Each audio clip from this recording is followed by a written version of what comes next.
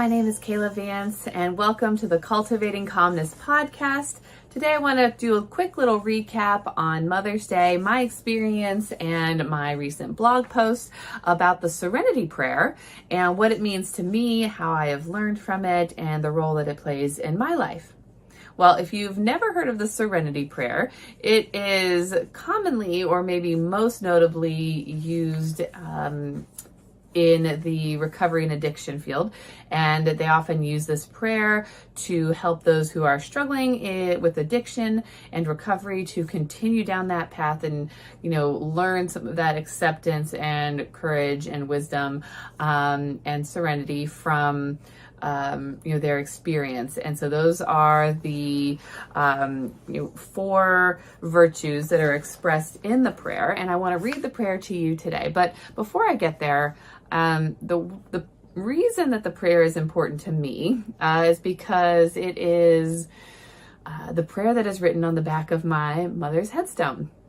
And if you listen to if you're listening to the podcast last week, I talked a little bit about preparing for Mother's Day, especially being somebody who doesn't have a mom that is alive, and how to navigate celebrating when someone that you love, especially your mother, has died, or if you are a mother and you have lost a child or someone special to you, it can make Mother's Day difficult.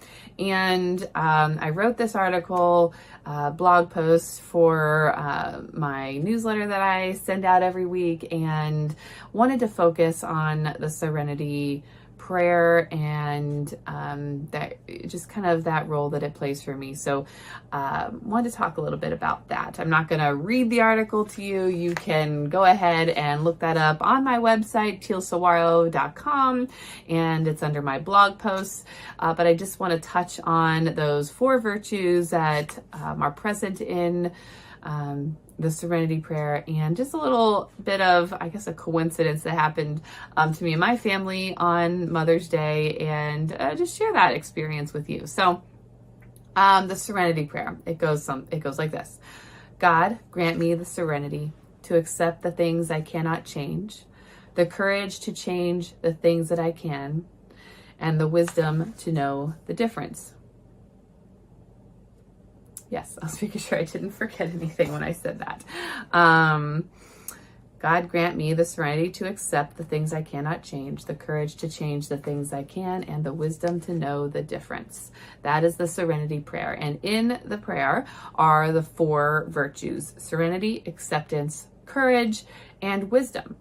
And I wrote in my article just about the definition of each of those things. Serenity being a state of utter calm and unruffled response or quietude. Well, if you know anything about death and loss, I would say it's anything but serene. But it is a place, it is something you can get to. You can aspire towards feeling serene and a sense of serenity at some point in your grieving process. I have obviously been grieving the loss of my mom. It'll be coming up on 29 years here in August, so it's been a very long time for me. So I feel that this prayer does reflect all of those virtues in me, in my life, and it's an ongoing process. It's not something that, like grief, as I've talked about here on this podcast before, grief is not something that once you've done it, it's done, it's over with, and you never experience grief again. No, unfortunately, grief is something that is ongoing. It is something that ebbs and flows, comes and goes, brings up new questions, new ways of looking at and experience that grief as you, an individual, goes through different phases in your life. So as I've kind of said before, as I've grown, since I was 7 when my mom died, I have reached many phases of life without my mom. I obviously know many people who are well into adulthood, maybe even grandparents themselves, who still have their parents around. And so they have gone through all those stages of life with their mom, for example. That would be the case for my grandma. She still has most of her adult children, except for my mom, who has died. And all but one of her children is a grandparent.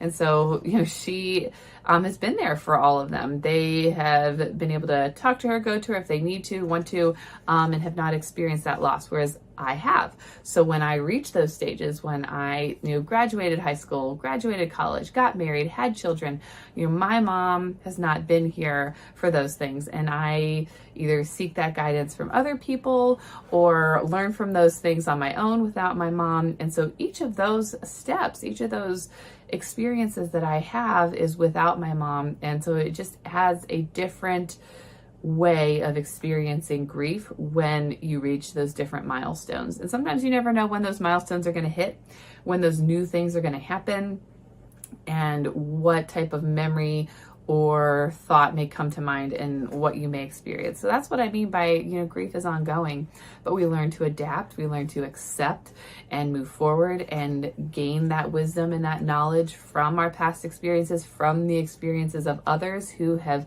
gone before us, who have kind of navigated this grieving process, and being able to share that with other people who may be like us. So wanting to, share with you a little bit about that serenity that I have experienced. And, it's been something that I have come to learn to accept, and is, like I said, not easy, but it does get easier. So if you are somebody who's grieving the loss of a parent, really, or anybody, but I'm talking about moms and Mother's Day, it does get easier. And I am an example of that. But, just know that your experience is different from mine, and mine is different from other people. So I can't begin to compare my experience to others. But overall, when you think about, accepting and the courage to experience and to go through life, you do that every day.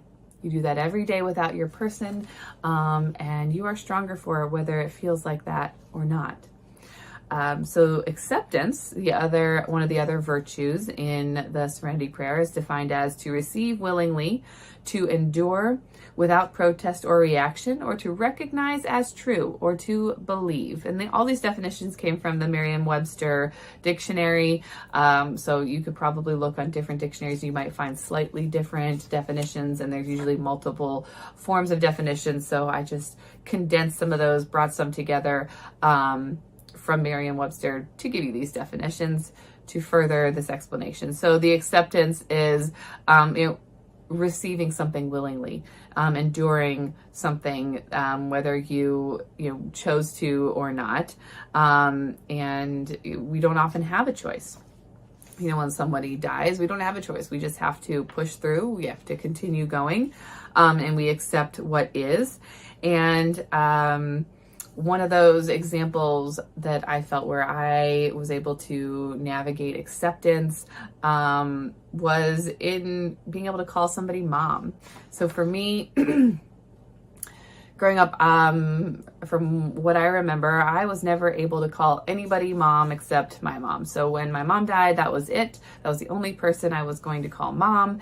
And in high school, I started to participate in the theater program in my high school. I ended up doing the technical theater, and that brought a lot of joy to my life. I was not a big sports person, so my siblings were highly involved in numerous sports. My sport was theater, so I did the tech crew, built a bunch of sets and painted and ran backstage things and anything that's involved in theater, but on the backstage side. But the theater director, who my entire high school career was my theater director and also my English teacher and theater teacher during the school day, on multiple occasions. Many of her theater students would call her mom. And when I first, started getting involved, I thought that was weird. I wanted nothing to do with that. I had a best friend at the time who, jumped right on that and started calling her mom along with everybody else. And I refused. I refused to call her mom. I wasn't going to do it. I would call her by her name. And, it took, I don't exactly remember how long it took. I don't know if it was a year, I don't know if it was 6 months or if it was longer than a year, but at some point I did stop calling her by her, teacher name, and I did start calling her mom. And for me, that was that acceptance and that acknowledgement that, this is okay, that she is a mom for a reason. People call her mom for a reason because she was like a mom to her students. People cared about her. She, treated them as students, but, as family, she cared about them. She often had students that needed love and support, and she was, a person who was there for them in many ways. And if you find her students now, they will still call her mom, and they still know and think of her in a positive way. And lucky for me, I guess, she ended up being my mom eventually. She is now my mother-in-law, and I don't know if that was coincidence or if that was growth or both or something else. But, I learned to accept that, calling somebody mom doesn't mean you're forgetting your mom, doesn't mean that your mom isn't important. Mom is an important name for somebody, especially if you respect and love and have a good relationship with your mom. Calling somebody else mom may feel like a betrayal, which is where I think I grew from. Like I was betraying my mom. And so from that moment, when I decided that that was something that I wanted or was able to do, it was easy for me to call her mom and call other people mom. And I want you to be able to do that too. So if there's something that you have difficulty moving forward from, I want you to be able to find that peace and that acceptance to do something that is hard, and to acknowledge whatever it is that is difficult, and maybe even being able to separate things from each other. Just because I call somebody else mom doesn't mean I didn't love my mom and don't still love her and care about her. It also acknowledges that other people are also good and kind and loving and maybe deserve to be called mom as a respectful term. At least that was my experience. I know that's not everybody's experience. So for me, that's how I feel, just one way acceptance has showed up in my life in relation to the Serenity Prayer. So the third value or virtue that was expressed in the poem is courage, which is defined as mental or moral strength to venture, persevere, and withstand danger, fear, or difficulty. And so death and courage, I think, can go hand in hand, especially when you are on the, receiving end of somebody dying. It takes a lot of courage sometimes to continue day to day. Sometimes we feel like we don't have a choice. And you, depending on your position, my dad, for example, was a father of 3, and he lost his wife, and he had to continue on, every day, not only for himself, but for his 3 children. And he did that. And, at the time, that wasn't something that I was definitely thinking about, but as a mom and as a wife, imagining losing, my husband or my kids, is an incredibly painful thing to think about.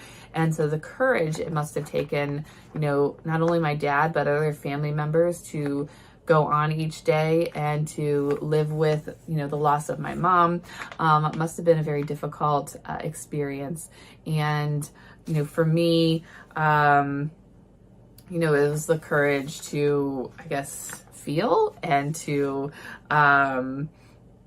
go about day to day and express feelings. And, looking back and thinking about whether I was experiencing courage or whether I wasn't, I could say it's a mixed bag.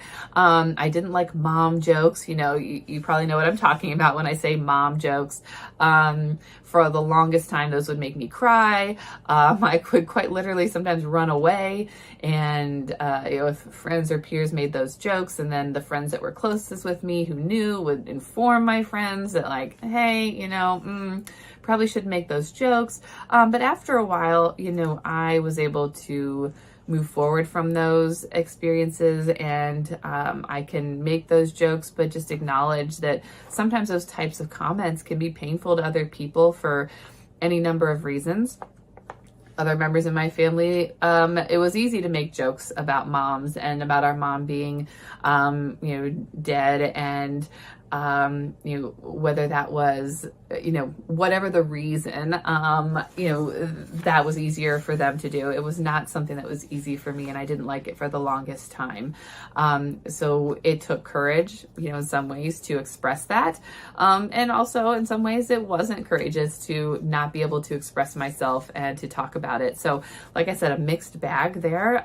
But being able to learn from that and being able to move forward and use my experience with my mom's loss to be able to help others. And that's where I mostly see courage in anybody who loses somebody or uses their experience to do something with that, to further some cause or to make something better or change something. So for me, I started off wanting to be a doctor, ended up, after different circumstances and life experiences, wanting to be a therapist. And so that's what I'm doing today, and being able to continue to learn and incorporate what I learn and my experiences into what I do. So that, has led me to this path of holistic therapy and incorporating, holistic health and attitudes and perspectives into what I do, and encouraging others to think differently and to, take care of their health and their mental health in a different way, so that they can have happier, healthier,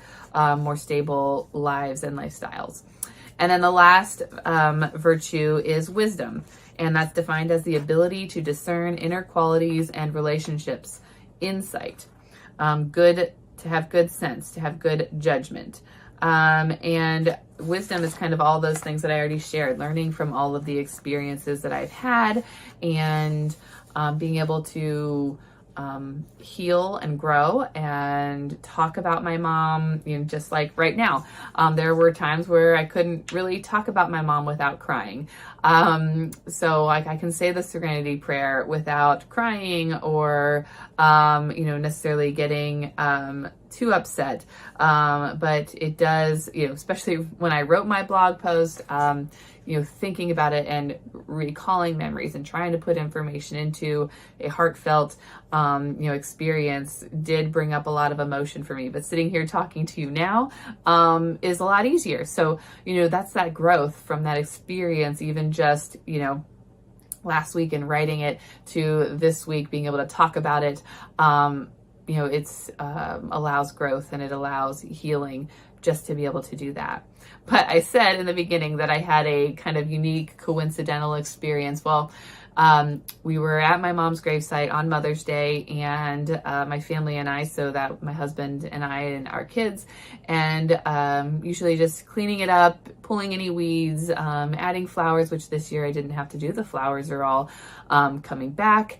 And so I haven't needed to add too many extras.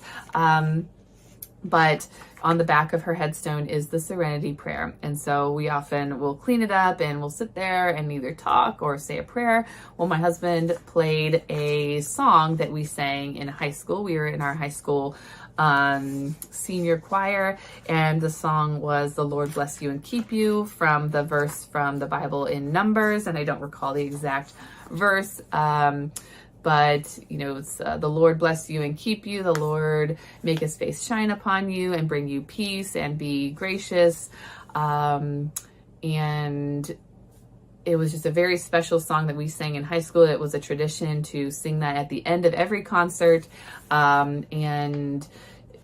There were alumni days where they would invite the alumni to come back and to sing that song, and we would all come back up on the stage, any alumni that was present for the concerts, to come up and sing that song, at least for a while. I don't think that they do that anymore. I haven't been aware of that in a very long time, but my husband was playing that song while we were kind of praying and talking to my mom, and there was a gentleman nearby at a nearby gravesite, and he waited until we were done, and then he asked, if that was from if it just happened to be from, senior choir.